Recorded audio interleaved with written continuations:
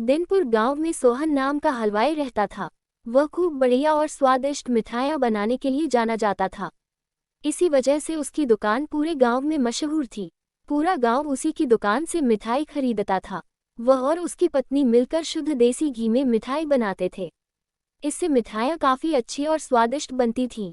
हर रोज शाम होते होते उसकी सारी मिठाइयाँ बिक जाती थीं और वह अच्छा मुनाफा भी कमा लेता था। मिठाइयों से जैसे ही आमदनी बढ़ने लगी, सोहन के मन में और पैसा कमाने का लालच आने लग गया। अपने इसी लालच के चलते उसे एक तरकीब सूझी। वह शहर गया और वहां से एक दो चुंबक के टुकड़े लेकर आ गया। उस टुकड़े को उसने अपने तराजू के नीचे लगा दिया। इसके बाद एक नया ग्राहक आया, जिसने सोहन के पास से 1 किलो जलेबी खरीदी। इस बार तराजू में चुंबक लगाने की वजह से सोहन को अधिक मुनाफा हुआ। उसने अपनी इस तरकीब के बारे में अपनी पत्नी को भी बताया, लेकिन उसकी पत्नी को सोहन की यह चालाकी अच्छी नहीं लगी। उसने सोहन को समझाया कि उसे अपने ग्राहकों के साथ इस तरह की धोखेबाजी नहीं करनी चाहिए, लेकिन सोहन ने अपनी पत्नी की बात बिल्कुल भी नहीं सुनी। वो हर रोज तराजू के नीचे चुंबक लगाकर अपने ग्राहकों को धोखा देने लगा। इससे उसका मुनाफा बढ़कर कई गुना अधिक हो गया। इससे सोहन को काफ़ी खुशी हुई। एक दिन सोहन की दुकान पर रवि नाम का एक नया लड़का आया। उसने सोहन से 2 किलो जलेबी खरीदी। सोहन ने इसे भी चुंबक लगे तराजू से तोलकर जलेबी दे दी। रवि ने जैसे ही जलेबी उठाए, उसे लगा कि जलेबी का वजन 2 किलो से कम है। उसने अपना शक दूर करने के लिए सोहन से दोबारा से जलेबी को तोलने के लिए कहा।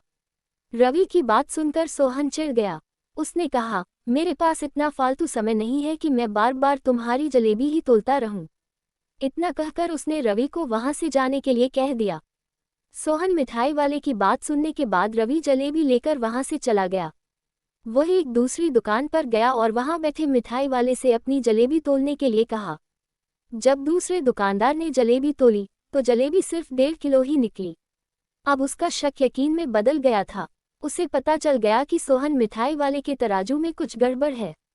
अब उसने तराजू की गड़बड़ को सबके सामने लाने के लिए खुद एक तराजू खरीद लिया और उसे ले जाकर सोहन मिठाई वाले की दुकान के पास ही रख दिया। फिर रवि अपने सभी गांव के लोगों को वहां पर इकट्ठा करने में लग गया। जैसे ही लोगों की थोड़ी भीड़ बढ़ने लगी, तो उसने गांव के लोगों को कहा कि आज मैं आप सभी लोगों को एक जादू दिखाऊंगा। ये जादू देखने के लिए बस आप लोगों को सोहन मिठाई वाले से खरीदा गया सामान एक बार इस तराजू में तोलना होगा। तब आप लोग देखेंगे कि कैसे सोहन मिठाई वाले के तराजू में तोली गई मिठाइयाँ इस दूसरे तराजू में अपने आप ही कम हो जाती हैं। कुछ देर बाद एक दो लोग मिठाई लेकर रवि के पास पहुंचे, तो उसने ऐसा करके भी दिखाया। इसके बाद सोहन की दुकान से जिसने भी मिठाई खरीदी थी, सभी ने रवि के तराजू में तोलकर देखा, तो सबकी मिठाइयाँ 250 ग्राम से लेकर आधा किलो तक कम निकली। ये सब देखकर लोगों को काफ़ी हैरानी हुई। अपनी दुकान के पास ही यह सब होता देख सोहन मिठाई वाला रवि से झगड़ा करने लगा। उसने लोगों को बताया कि रवि यह सब नाटक कर रहा है। अपनी बात को सही साबित करने के लिए रवि सीधे सोहन मिठाई वाले का तराजू लेकर आया और तराजू में लगा चुंबक निकालकर सबको दिखाने लगा। ये देखकर गांव वालों को बहुत गुस्सा आया। सबने मिलकर उस लालची मिठाई वाले को खूब मारा।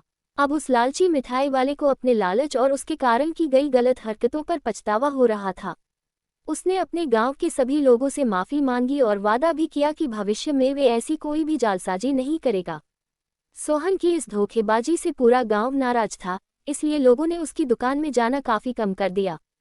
इधर सोहन के पास पछताने के अलावा कुछ और नहीं बचा, क्योंकि वो पूरे गांव वालों का भरोसा खो चुका था। कहानी से सीख, कभी भी लालच नहीं करना चाहिए। हमेशा ईमानदारी के साथ अपना काम करने से ही इंसान का नाम होता है। लालच के चलते भले ही कुछ समय के लिए अच्छा फायदा हो, लेकिन इससे इज्जत और आत्मसम्मान दोनों कम हो जाते हैं।